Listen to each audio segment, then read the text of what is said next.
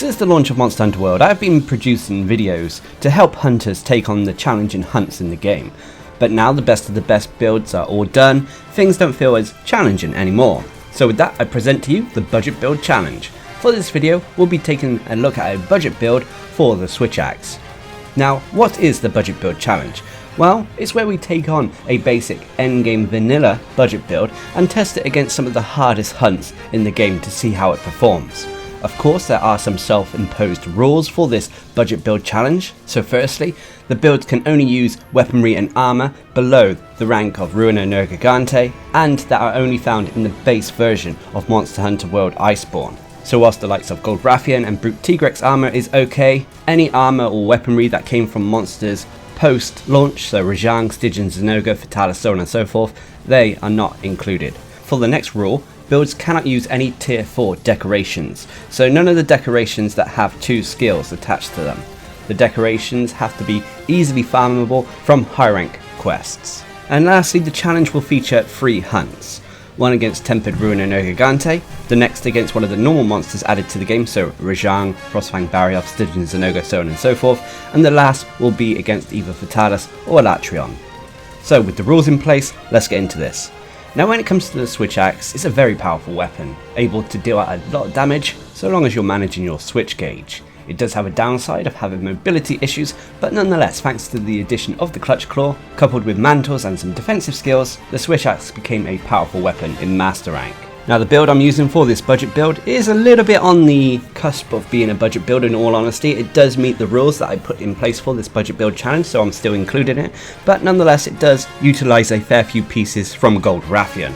So for this Switch Axe budget build, you'll need the Fulgor Helm Alpha, the Golden Loon Mel Beta, the Rex Raw Braces Alpha, Golden Loon Coil Beta, and the Garuga Grease Beta. I'm also using a Challenger Charm 5. Now some of you, this may be only a Challenger Charm 4, but regardless of what level it is, it still should be useful for this budget build. And then finally for my weapon, I'm using the Golden Crescent, which is the Gold Rathian Switch Axe. This has an Infinity Increase augmentation, Health Regen augmentation, and then a Status Effect Up augmentation.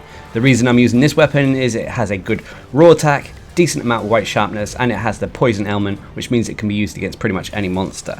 If you can find a replacement that has similar qualities, then you can use that if you can't get the Golden Crescent. As for the mantles, I've gone for Temporal and Rocksteady Mantle, as we will be going up against Fatalis later on in the video. So when it comes to the decorations, you've got a few to play around with and some optional choices here. First of all, I've gone for Attack Jaws to get attack boost to at least level 4. I've then gone for a Sharp Jaw to give us Protective Polish, Jumping Jaws to max out Evade Extender, Critical Jaws to max out Crit Boost, a Fortitude Jaw which is optional for the Fortify skill, and Tenderizer Jaws to max out Weakness Exploit. As for the decorations on the mantles, these are kinda down to personal preference. I've gone for Heavy Artillery Jaws here, as like I said, we are going up against Fatalis, and heavy artillery will be needed there. So if you've done what I've done here, you'll have a build with 150 health, 100 stamina, which will be 200 health and 150 stamina when you're on a hunt and taking all your relevant consumables. You have a raw attack of 1110 with a decent chunk of white sharpness. You have 40% base affinity, which can easily be 100% when you take into account both weakness exploit and agitator, with a poison rating of 420. You'll also have power files, and you'll have a decent defense of 1021 that is strong against fire and dragon, but unfortunately a little bit weak to the other elements. So when it comes to the skills, first of all you have Agitator at level 5. Agitator is a wonderful skill in Monster Hunter World Iceborne. Whenever a monster becomes enraged, you'll gain increased raw attack and base affinity. And as you can easily control when a monster becomes enraged thanks to the whole flint shot mechanic, Agitator is a buff you can kind of activate at will. You'll also have Divine Blessing at level 5, which is a wonderful defensive skill. Divine Blessing gives us a chance, not a guaranteed chance, but a chance at taking reduced damage when we take a hit from a monster. You'll also have Attack Boost at level 4, which increases the raw attack of a build, and at level 4 or above it also grants us a bonus 5% affinity. You'll also have Health Boost at level 3, allowing our health to get to that maximum of 200. You have Crit Boost at level 3, which is a skill that grants our attacks increased damage should they crit a monster. However, this increase in damage is only applied to the raw portion of an attack, not the elemental or element portion. You'll also have Weakness Exploit at level 3. Weakness Exploit is a skill that whenever we're attacking monster weak points will gain increased affinity. Weakness Exploit at level 3 can potentially provide us a bonus 50% affinity so long as we're attacking monster weak points that have been tenderized through Clutch Claw attacks first. You also have Evade Extender level 3, which is a wonderful quality of life skill for the Switch Axe. Basically, Evade Extender increases the distance at which we can dodge, or in the Switch Axe case, hop, countering the switch axe's slow mobility. You also have Critical Eye at level 2, increasing the base affinity of this build slightly. You have Fortify at level 1, which is a useful quality of life skill that whenever we faint and cart will come back with increased raw attack and defense. You also have Resuscitate at level 1, a byproduct of the armor we're wearing, but nonetheless is kind of useful. Whenever we have a blight or ailment on our hunter, we'll gain improved dodge capabilities as well as reduced stamina depletion. You'll also have Protective Polish level 1, which whenever we sharpen our weapon, will apply a protective coating over our sharpness gauge, preventing any sharpness loss for a small duration of time. And then finally, when you're wearing your mantles, you'll also have Heavy Artillery level 2, increasing the damage of ballista, cannons, so on and so forth. As I said, this is because we are going up against Vitalis, and the area we fight the Black Dragon is coated in cannons and ballistas, which can help your overall damage. Finally, when it comes to the set bonuses, you'll only have one of them, which is the Gold Rathian Essence Divine Blessing Secret, which allows us to get the Divine Blessing skill from level 3 to a maximum of level 5. This adds to our survivability, and when it comes to the switch axe, because most of the time we are latching ourselves onto a monster to perform those zero-sum discharge attacks, Divine Blessing can help should the monster knock us off. So there we have it, that is the switch axe budget build I'll be using for this challenge. But of course every build out there has pros and cons. When it comes to this build, its first pro is its strong damage output. Having Agitator, Attack Boost, Crit Boost, Weakness Exploiter and more, it means we're able to dish out a decent amount of damage to monsters, hopefully allowing for some quicker hunts. On top of that, this build has quite a few survival options as well. Divine Blessing, Health Boost, Evade Extender, these can all help add to our survivability, especially when taking on the tougher monsters. And then finally is that this build can be used against pretty much any monster. Thanks to focusing on raw attack and using the poison ailment, which rarely is a monster completely immune to poison, it means that this build should be able to take on pretty much any monster in the game, and we shouldn't have to change up our weapon. But unfortunately there are cons to every build.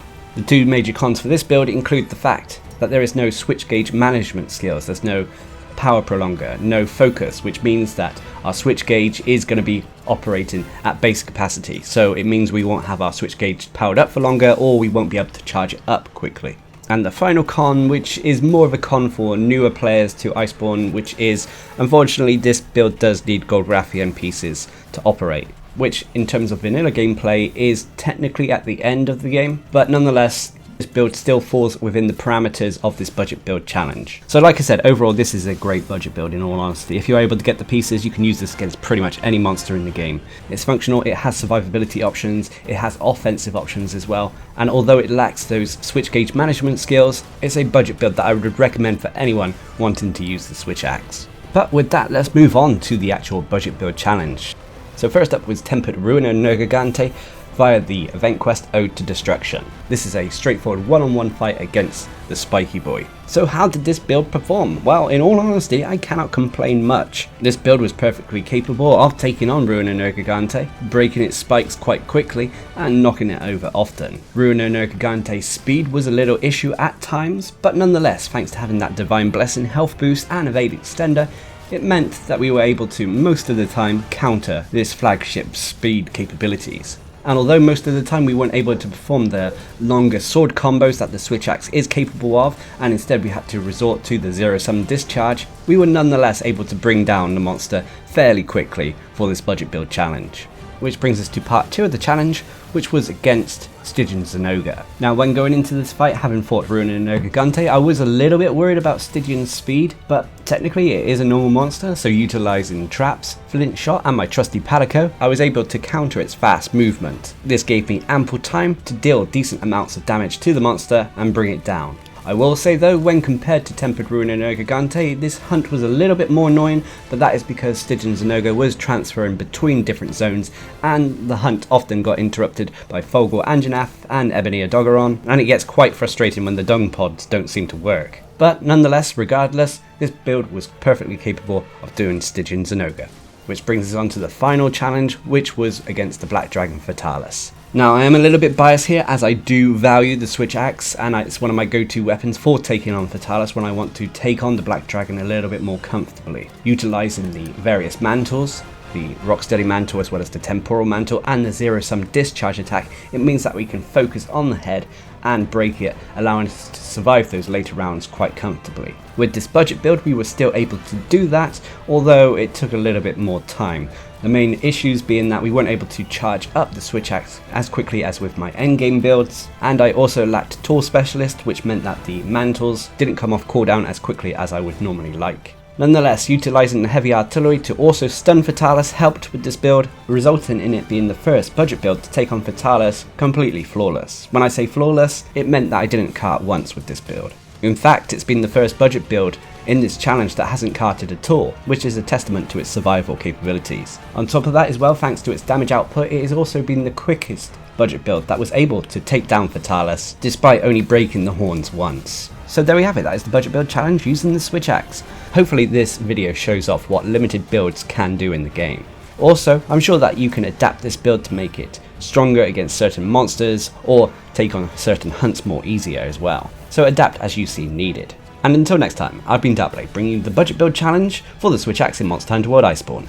Hope you enjoyed the video, thanks for watching, subscribe and like for more.